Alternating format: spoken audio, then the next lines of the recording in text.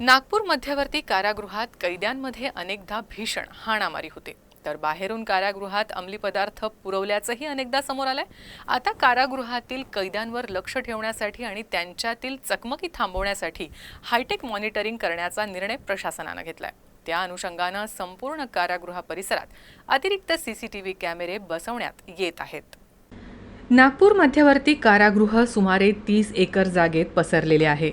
या कारागृहात सध्या 3000हून अधिक कैदी आहेत, ज्यामध्ये 125 महिला कैदी आहेत। यामध्ये 2 महिला कैद्यांसह 19 कैद्यांना फाशीची शिक्षा सुनावण्यात आली आहे। यासोबतच नागपुरातील अनेक गुन्हेगारांच्या टोळ्या सध्या नागपूर कारागृहात बंद आहेत आणि त्यांच्यात अनेकदा रक्तरंजित चकमकी होतात। एका टोळीतील सदस्य अनेकदा दुसऱ्या टोळीच्या जेल सर्कलमध्ये जाऊन वाद घालतात, त्यामुळे कारागृहात तणावाचं वातावरण आहे।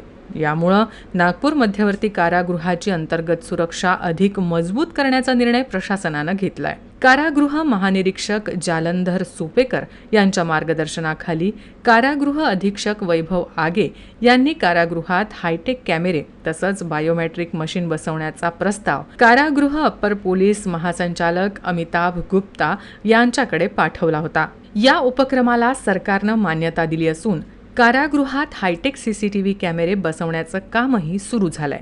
मात्र यापूर्वी कारागृहात सुमारे 800 सीसीटीव्ही कॅमेरे होते। आता 600हून अधिक सीसीटीव्ही कॅमेरे बसवले जात आहेत।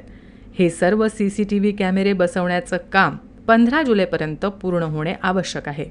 हे कॅमेरे बसवल्यानंतर कारागृहाची अंतर्गत सुरक्षा व्यवस्था अधिक मजबूत होणार असून कारागृहातील कैद्यांवर 24 तास नजर ठेवणं शक्य होणार आहे। यासोबतच कारागृहातील 5 सर्कलमध्ये 31 बायोमेट्रिक मशीन बसवण्यात येत आहे।